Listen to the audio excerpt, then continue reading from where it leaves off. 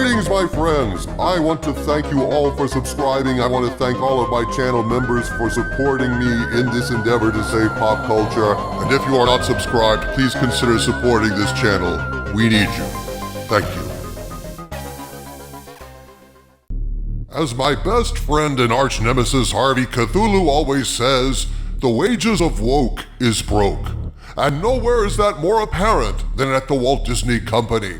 Today their stock is wallowing around in the $96 a share range, a large amount of salt in the wounds of investors who turned Nelson Peltz away from the Disney board, foolishly placing their faith in the very board that had lost almost half the company's value chasing woke geese and prioritizing extremist messaging over mainstream profits. Peltz wanted to hold Iger and the Disney board's feet to the fire, forcing them to be accountable to investors and to become a for-profit company again.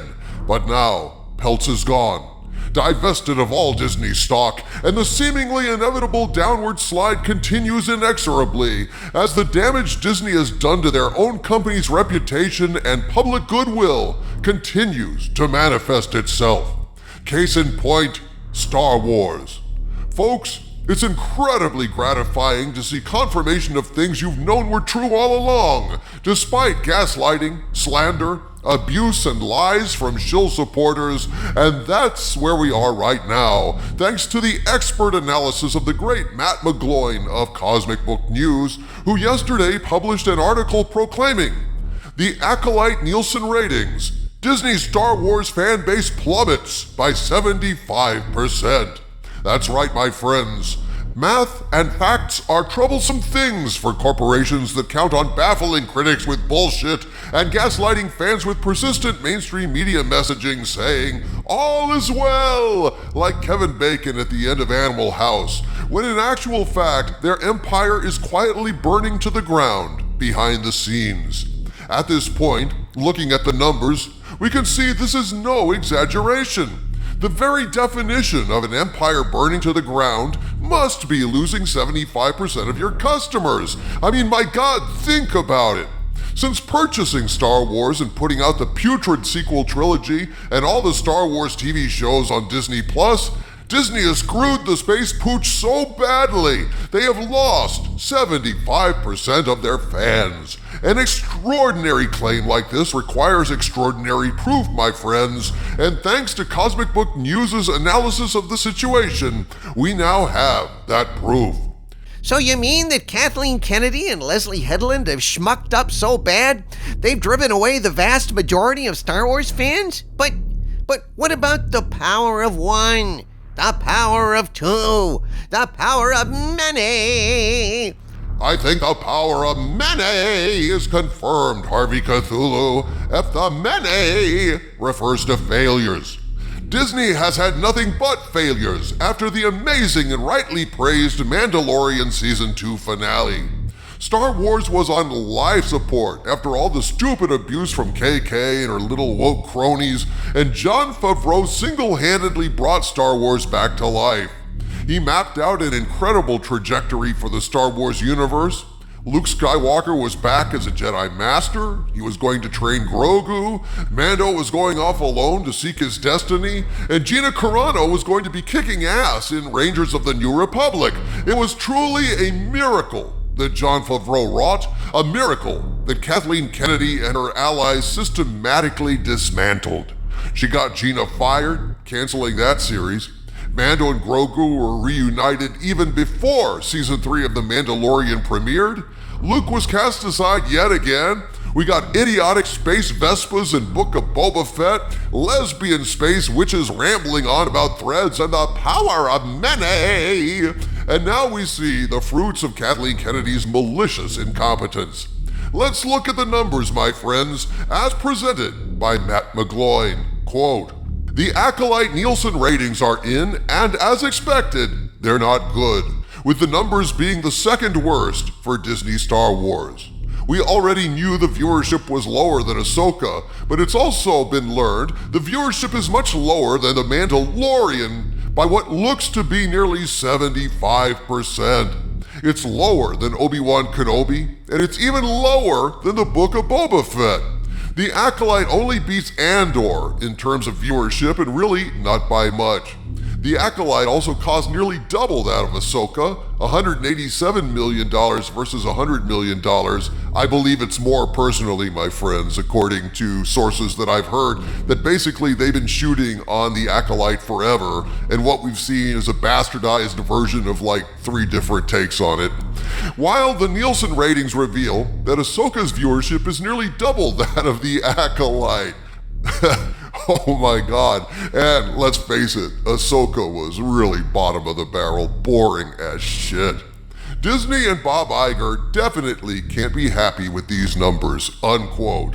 Perhaps they are happy with those numbers if their objective is to destroy the IPs they purchase with the dumb money of duped investors who are too late realizing the objective seems to be destroying rather than promoting profitable franchises. I mean, bloody hell, look at these numbers.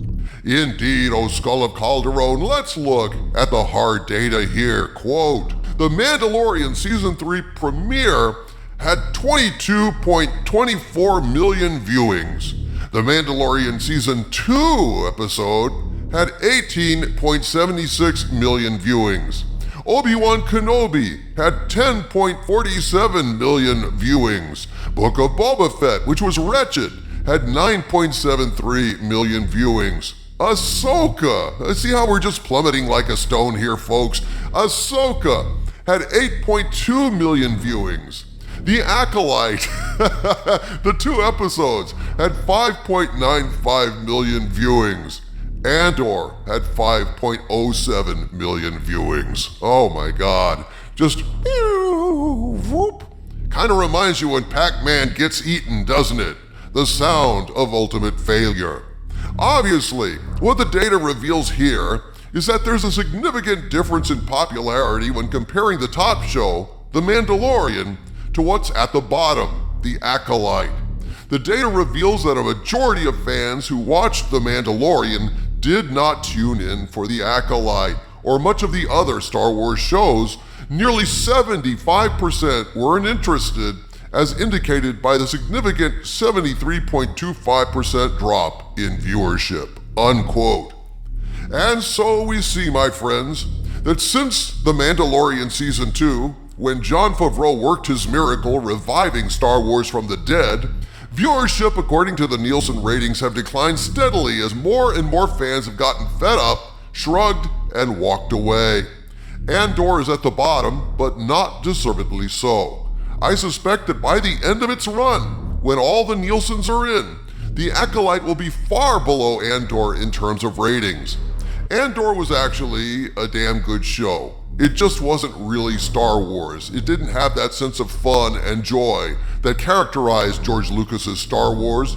I believe Andor's low ratings are due to audience fatigue and disgust with Disney Star Wars in general.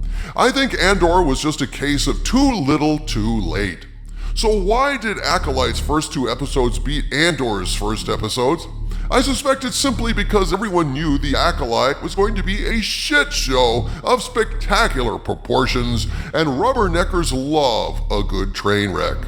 It was simple, morbid curiosity that drove even that paltry audience to watch The Acolyte's premiere, but as more ratings come in on episodes deeper in the first season's run, I predict that The Acolyte will claim the corpulent crown of worstest Star Wars ever! We will keep watching, my friends, and time will most certainly tell the truth. From the center of the earth, this is Dictor Van Doomcock bidding you all, my friends, stay angry.